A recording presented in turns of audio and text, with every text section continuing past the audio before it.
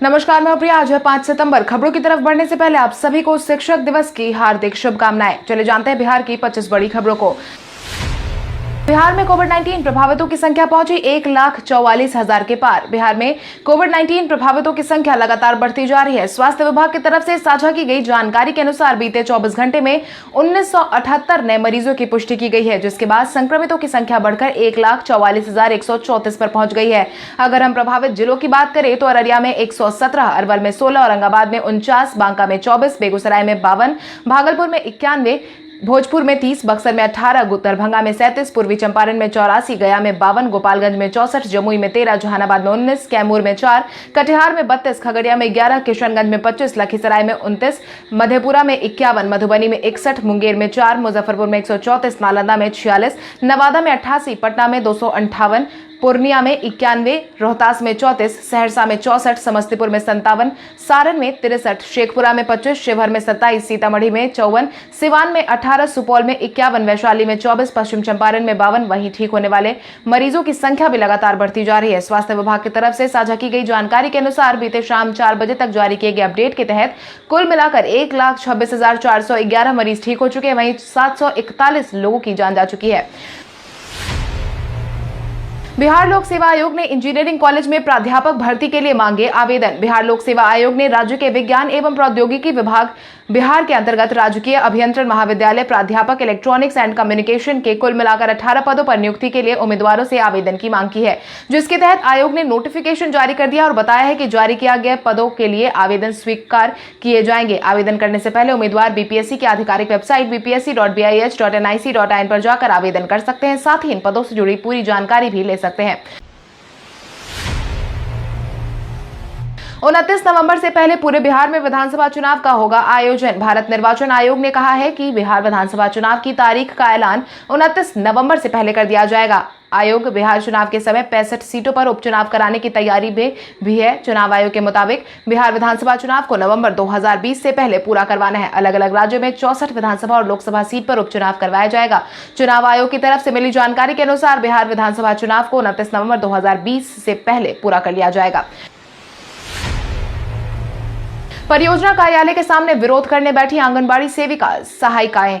बीते दिन आंगनबाड़ी सेविका सहायिकाएं अरवल प्रखंड मुख्यालय से परियोजना कार्यालय पर अपने 17 सूत्री मांगों को लेकर सभी सेविकाएं विरोध करने बैठी थी। इन लोगों का कहना है कि जब तक उनकी मांग पूरी नहीं हो जाती वो अपना विरोध जारी रखेंगी। आंगनबाड़ी के जिलाध्यक्ष मीरा देवी के अनुसार आंगनबाड़ी सेविकाओं को 1 साल में कोई मानदेय नहीं दिया गया है, इसीलिए बिहार सरकार के खिलाफ 1 अगस्त से पूरे बिहार के आंगनबाड़ी सेविका सहायिका अपनी मांग को लेकर अनिश्चितकालीन विरोध पर है। उनकी विरोध कर रही सेविकाओं ने बताया है कि साल 2019 में 40 दिन के विरोध के उपरांत मंत्री स्तरीय वार्ता में अतिरिक्त मानदेय की राशि 50% बढ़ोतरी का लिखित समझौता हुआ था, लेकिन इसे अभी तक लागू नहीं किया गया है। शिक्षक दिवस समारोह आयोजन के आज ही के दिन होने के पीछे है कई कारण। शिक्षक दिवस समारोह 1962 के बाद से भारत में 5 सितंबर के दिन ही मनाया जाता है। आज ही के दिन डॉक्टर सर्वपल्ली राधाकृष्णन के जन्म दिवस के शुभ अवसर पर शिक्षक दिवस का आयोजन करवाया जाता है। आपको बता दें, डॉक्टर सर्वपल्ली राधाकृष्णन एक बेहतरीन स्कॉलर, भारत रत्न से सम्मानित पहले उपराष्ट्रपति थे और दूसरे राष्ट्रपति बने थे। उनका जन्म 5 सितंबर 1888 को हुआ था। वहीं डॉक्टर सर्वपल्ली राधाकृष्णन ने अपने जीवन काल में अलग अलग स्तर पर कई छात्रों को शिक्षित किया है। उनका मानना था कि देश का भविष्य छात्रों के हाथ में निर्भर करता है। केंद्रीय टीम का बिहार दौरा हुआ खत्म। केंद्रीय टीम का बिहार दौरा खत्म हो चुका है। यहां बाढ़ प्रभावित इलाकों का जायजा लेने पहुंची 6 सदस्यीय टीम ने बीते दिन प्रभावित इलाकों का दौरा किया, जहां केंद्रीय टीम ने गुरुवार को गोपालगंज, मुजफ्फरपुर और दरभंगा का जायजा लिया और वापस पटना लौटी। वहीं बीते दिन दिल्ली लौटने से पहले केंद्रीय टीम एक बार फिर से बिहार सरकार के अधिकारियों के साथ बैठक की थी। इसके साथ ही टीम के पटना पहुंचने पर आपदा प्रबंधन विभाग ने बिहार में हुए बाढ़ से नुकसान के बारे में विस्तृत जानकारी भी सौंप दी थी। साथ ही पावर पॉइंट प्रेजेंटेशन के माध्यम से बाढ़ प्रभावित जिलों में हुए नुकसान की विस्तृत जानकारी भी दे दी गई है। बीएसएससी इंटर लेवल 1 मुख्य परीक्षा की तारीख हुई घोषित। बिहार कर्मचारी चयन आयोग ने इंटरमीडिएट लेवल 1 की मुख्य परीक्षा की तारीख की घोषणा कर दी है, जिसके तहत यह परीक्षा अब 14 अक्टूबर को आयोजित करवाई जाएगी। बीएसएससी के ताजा रिपोर्ट के अनुसार जो उम्मीदवार बीएसएससी के विज्ञापन संख्या 06060114 की प्रारंभिक परीक्षा में सफल हुए हैं, वो अब 14 अक्टूबर 2020 को मुख्य परीक्षा में भाग लेंगे। इस संबंध में भी बीएसएससी की आधिकारिक वेबसाइट पर नोटिस की आधिकारिक जानकारी दे दी गई है, जिसके तहत सभी अभ्यर्थी bssc.bih.nic.in पर जाकर के जानकारी ले सकते हैं, जहां पर परीक्षा से जुड़ी सभी जानकारी उपलब्ध है। इसके साथ ही यह परीक्षा 8, 9, 10 दिसंबर 2018 में हुई थी और 14 फरवरी 2020 को इसके रिजल्ट की घोषणा हुई थी। राशन वितरण में देरी पर मंत्री ने दी अपनी प्रतिक्रिया। कोविड-19 संक्रमण के दौरान में प्रधानमंत्री गरीब कल्याण योजना की शुरुआत की गई थी, जिसका उद्देश्य साफ तौर पर यह था कि देश भर के लोगों को राशन मुहैया करवाया जा सके। लेकिन बिहार में ठीक तरीके से अनाज का वितरण नहीं होने की वजह से अगस्त महीने में मात्र 24% राशन का वितरण किया जा सकता है। वहीं बिहार सरकार के खाद्य उपभोक्ता संरक्षण मंत्री मदन सैनी ने कहा है कि बाढ़ की वजह से अनाज का वितरण नहीं हो पाया है, लेकिन पानी हटते ही हम लोगों को अनाज देना शुरू करेंगे। आज बिहारी पहचान में हम बात करेंगे ऐश्वर्या निगम की। ऐश्वर्या निगम एक भारतीय पार्श्व गायक हैं, जो कि हिंदी सिनेमा में अपनी बेहतरीन गायकी के लिए पहचाने जाते हैं। ऐश्वर्या हिंदी फिल्म दबंग में मुन्नी बदनाम हुई के लिए कई अवार्ड्स भी अपने नाम कर चुके हैं। ऐश्वर्या निगम का जन्म 4 जुलाई 1989 को मुजफ्फरपुर बिहार में हुआ था। ऐश्वर्या ने अपनी आगामी पढ़ाई अपने शहर से पूरी की थी। ऐश्वर्या के करियर शो सारेगामापा से साल 2006 में शुरू हुई थी। उन्होंने बतौर प्रतिभागी शिरकत किया था और शो की विजेता भी बने थे। ऐश्वर्या एनडीटीवी के शो कितनी मोहब्बत का टाइटल ट्रैक में भी अपनी आवाज दे चुके हैं और वो अब तक हिंदी सिनेमा में कई बेहतरीन सिंगर के साथ काम कर चुके हैं, जिसमें ललित पांडे, अनु मलिक, प्रीतम, साजिद वाजिद और समीर टंडन का नाम शामिल है। एसटीईटी अभ्यर्थियों के एडमिट कार्ड में आई कई गड़बड़ियां। एडमिट कार्ड में पाई गई त्रुटि का सुधार करवाने के लिए बीते दिन बीएसईबी के गेट पर एसटीईटी अभ्यर्थियों का जमावड़ा देखा गया। स्टेट टीचर एलिजिबिलिटी टेस्ट की परीक्षा 9 सितंबर से शुरू होने वाली और 30 सितंबर तक आयोजित करवाई जाएगी, जिसके बाद राज्य के विभिन्न जिलों में ऑनलाइन माध्यम से परीक्षा का आयोजन करवाया जाना और बिहार विद्यालय परीक्षा समिति की तरफ से अभ्यर्थियों का एडमिट कार्ड भी जारी कर दिया गया था। ऐसे में एडमिट कार्ड के मामले में बिहार विद्यालय परीक्षा समिति के गेट पर काफी संख्या में अभ्यर्थियों को देखा गया। अभ्यर्थियों की मांग है कि उनके एडमिट कार्ड में सुधार जल्द से जल्द करवाया जाए। हालांकि छात्रों ने शिकायत की है कि बोर्ड ऑफिस का कोई भी पदाधिकारी उनकी समस्याओं को सुनने के लिए बाहर नहीं आया था। बिहार में कोविड-19 जांच का नया रिकॉर्ड हुआ कायम। बिहार में कोविड-19 जांच का नया रिकॉर्ड कायम हो गया है। मिली जानकारी के अनुसार बिहार में एक दिन में रिकॉर्ड तोड़ 1.5 लाख कोविड-19 जांच करवाए गए हैं। रिकवरी रेशियो 87.70% है, जबकि अभी भी 16,981 एक्टिव मामले मौजूद है। वहीं बिहार में हर दिन जांच की संख्या भी बढ़ाई जा रही है। अब तक कुल मिलाकर 37,21,205 जांच किए जा चुके हैं। पटना में सफल हुआ सीएनजी बसों का ट्रायल रन। राजधानी पटना में सीएनजी बसों का ट्रायल रन सफल किया गया है, जिसके बाद अब राजधानी सड़कों पर सीएनजी बसें चलने को तैयार हैं, जिसकी घोषणा बहुत जल्दी होने की उम्मीद जताई गई है। पुराने डीजल सहित बसों की सीएनजी में कन्वर्ट करने की प्रक्रिया पूरी कर राजधानी में सफल ट्रायल रन किया जाएगा, जिसकी जानकारी परिवहन सचिव संजय कुमार अग्रवाल ने दी थी। साथ ही उन्होंने यह भी बताया है कि पायलट प्रोजेक्ट के तौर पर बिहार राज्य पथ परिवहन निगम द्वारा पटना निगम बस सेवा में परिचालित होने वाले 20 डीजल चालित बसों को सीएनजी में कन्वर्ट किया गया है। नेता प्रतिपक्ष तेजस्वी यादव ने बिहार की 2 पीढ़ियों को बेरोजगार करने के लगाए आरोप। आगामी विधानसभा चुनाव के साथ ही नेता प्रतिपक्ष तेजस्वी यादव लगातार बेरोजगारी का मुद्दा उठाते नजर आ रहे हैं। इसी क्रम में उन्होंने एक बार फिर से बीते दिन मुख्यमंत्री नीतीश कुमार को निशाने पर लिया है। साथ ही बेरोजगारी मुद्दे को उठाते हुए आरोप भी लगाया है। सरकार राज्य के युवकों को भ्रमित करने का काम कर रही है। इसके साथ ही नौकरियां छीन ली गई हैं। पुराने उद्योग धंधे को बंद करवा दिया गया है। एक भी नया कारखाना नहीं खोला गया है। सरकार ने बिहार को बेरोजगारी का सबसे बड़ा केंद्र बना दिया है। युवाओं की 2 पीढ़ियों को बिहार सरकार ने बेरोजगार कर दिया है। विधानसभा चुनाव को लेकर 2 दिवसीय दौरे पर बिहार आएंगे जेपी नड्डा। आगामी विधानसभा चुनाव को ध्यान में रखते हुए भाजपा के राष्ट्रीय अध्यक्ष जेपी नड्डा बिहार में 2 दिवसीय दौरे पर आने वाले हैं। आगामी चुनाव को देखते हुए हर पार्टी ने अपनी ताकत झोंक दी है। भाजपा के राष्ट्रीय अध्यक्ष जेपी नड्डा भी बिहार दौरे को लेकर 8 सितंबर को पटना पहुंच रहे हैं, जहां पहुंचकर वो कार्यकर्ताओं और अधिकारियों के साथ बैठक करेंगे। वहीं उन्होंने बीते दिन पार्टी के मीडिया प्रभारी की कार्यशाला को वर्चुअल तरीके से संबोधित भी किया है, ताकि आगामी विधानसभा चुनाव में मीडिया विंग की भूमिका कैसी हो, इसके लिए 2 दिन की कार्यशाला का आयोजन किया गया था।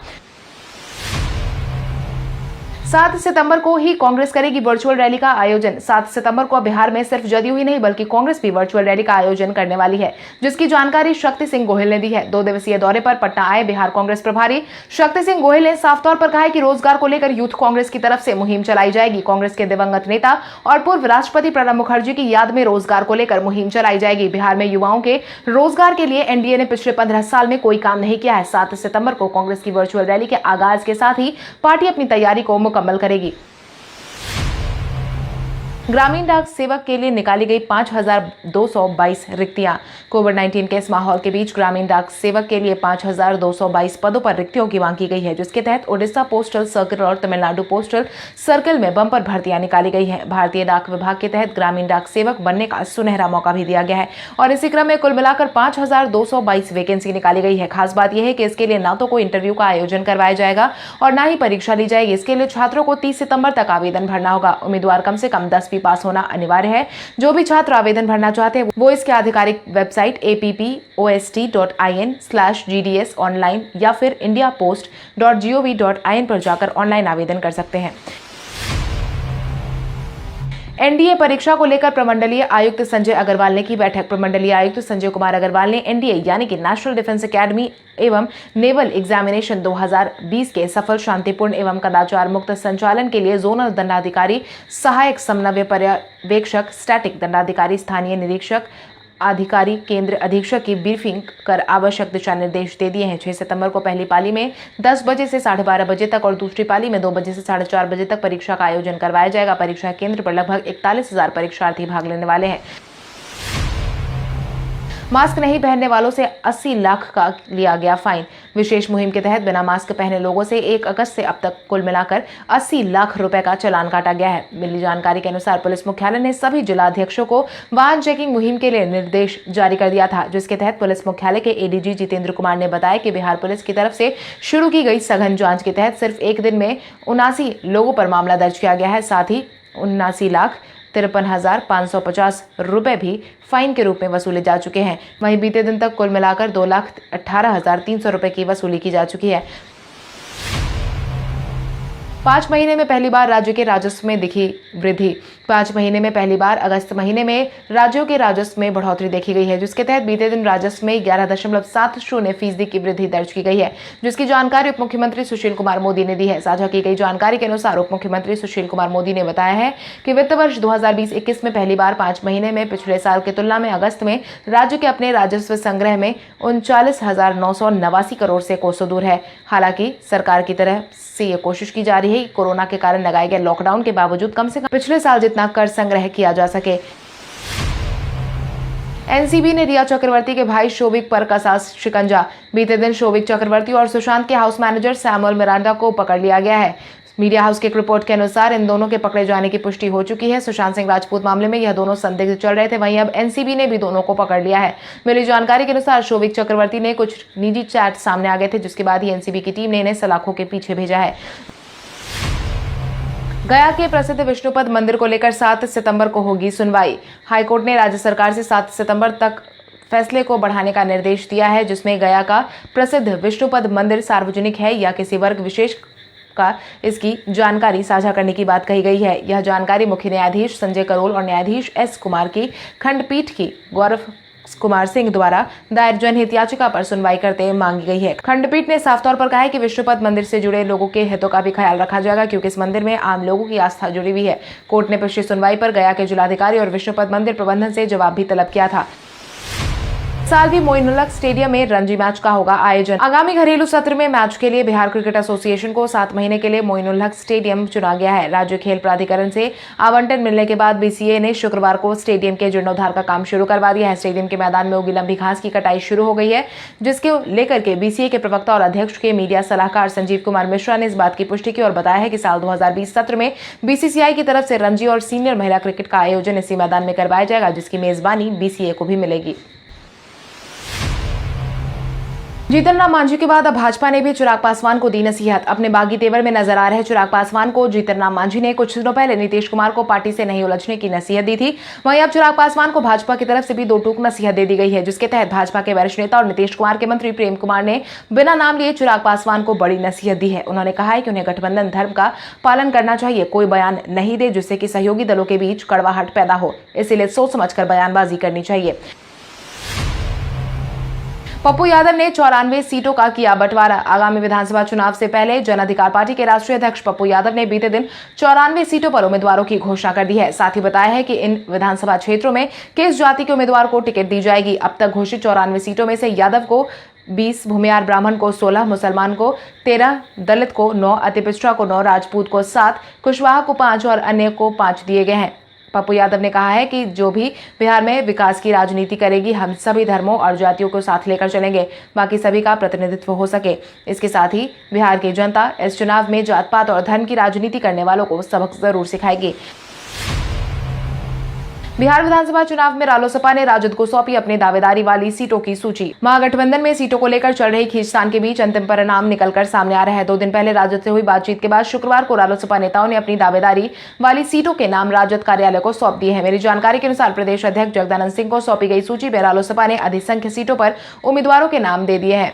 कल हमारे द्वारा पूछे गए सवाल का जवाब आप में से बहुत सारे यूजर ने हमें कमेंट करके दिया था, उसके लिए आपका बहुत बहुत धन्यवाद। आप में से जिन यूजर का कमेंट हमें अच्छा लगा उनके नाम है राजा भैया, नीतीश कुमार, नूतन सिंह, समथिंग स्पेशल, लालू कुमार, पप्पू पासवान, वीरेंद्र सिंह, लक्ष्मीपति, रीवा कुमारी, प्रहलाद सिंह, गुंजन पटेल, निराला मोहन, रामदास सिंह, कृष्ण नंदन वर्मा, लाल सिंह राजपूत। आप इसी तरह हमारे सवालों का जवाब देते रहे। हम हर दिन वीडियो के अंत में आपका नाम लेने की पूरी कोशिश करेंगे। तो चलिए बढ़ते हैं आज के सवाल की ओर। आज का सवाल कुछ इस प्रकार है, शिक्षक दिवस के मौके पर आप अपने प्रिय शिक्षक को क्या संदेश देना चाहते हैं? अपने जवाब हमें कमेंट करके जरूर बताएं। इसके साथ ही आज के लिए बस इतना ही। अगर आप ये वीडियो हमारे YouTube पर देख रहे हैं तो हमारे चैनल को सब्सक्राइब करें और बेल आइकन दबाना ना भूलें। और अगर आप ये वीडियो हमारा फेसबुक पर देख रहे हैं तो इस वीडियो को लाइक करें और ज्यादा से ज्यादा शेयर करें। धन्यवाद।